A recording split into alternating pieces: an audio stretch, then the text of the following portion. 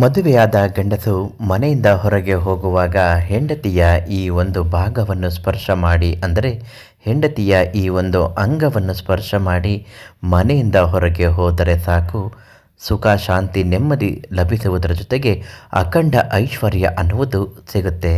ಆ ಯಾವ ಅಂಗವನ್ನು ಮುಟ್ಟಿ ಸ್ಪರ್ಶ ಮಾಡಿ ಮನೆಯಿಂದ ಹೊರಗೆ ಹೋಗಬೇಕು ಮತ್ತು ಇದರಿಂದ ಆಗುವಂತಹ ಪ್ರಯೋಜನಗಳು ಏನು, ಎಲ್ಲ ಮಾಹಿತಿ ಇವತ್ತಿನ ವಿಡಿಯೋದಲ್ಲಿ ನಿಮಗೆ ತಿಳಿಸ್ಕೊಡ್ತೀವಿ.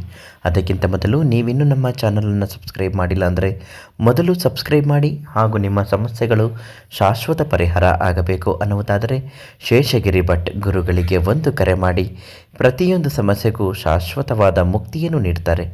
ಇನ್ನು ಬೆಳಗ್ಗೆ ಎದ್ದು ಮನೆಯಿಂದ ಹೊರಗೆ ಹೋಗುವ ಗಂಡಸರು ಅಥವಾ ಗಂಡ ಮನೆಯಿಂದ ಹೋಗಬೇಕಾದರೆ ಮೊದಲು ಹೆಂಡತಿಯನ್ನು ಹತ್ತಿರಕ್ಕೆ ಕರೆದು ಈ ಒಂದು ಭಾಗವನ್ನು, ಈ ಒಂದು ಅಂಗವನ್ನು ಸ್ಪರ್ಶ ಮಾಡಿ ಮನೆಯಿಂದ ಹೊರಗೆ ಹೋಗಬೇಕು. ಇದರಿಂದ ಹೆಂಡತಿಯರ ಮನಸ್ಸಿಗೆ ಏನೋ ಒಂದು ರೀತಿಯಾದಂತಹ ಆನಂದ, ಸಂತೋಷ ಮತ್ತು ಎಷ್ಟೇ ಕಷ್ಟ ಇದ್ದರೂ ಕೂಡ ಪರಿಹಾರ ಆಗತ್ತೆ. ಹಾಗೂ ಗಂಡ ಮಾಡುವ ಕೆಲಸದಲ್ಲಿ ಯಶಸ್ವಿಯಾಗಲಿ ಅಂತ ಅವರು ಕೂಡ ಹಾರೈಸುತ್ತಾರೆ. ಅದು ಯಾವ ಅಂಗ ಅಂತ ಹೇಳ್ತೀನಿ ನೋಡಿ. ಹೆಂಡತಿಯನ್ನು ನಿಮ್ಮ ಹತ್ತಿರಕ್ಕೆ ಕರೆದು ಅವರ ತಲೆಯನ್ನು ಸವರಬೇಕು. ತಲೆಯನ್ನು ಸವರುತ್ತಾ ಹಾಗೆ ಕೈ ಸ್ವಲ್ಪ ಕೆಳಗಡೆ ಬಂದು ಕೆನ್ನೆಯನ್ನು ಮುಟ್ಟುತ್ತಾ ನೀವು ಅವರಿಗೆ ಹೇಳಬೇಕು, ಹೋಗಿ ಬರ್ತೀನಿ ಮನೆ ಕಡೆ ಜೋಪಾನ, ಈ ರೀತಿ ಹೇಳಿ ಅಲ್ಲಿಂದ ಹೊರಡಬೇಕು.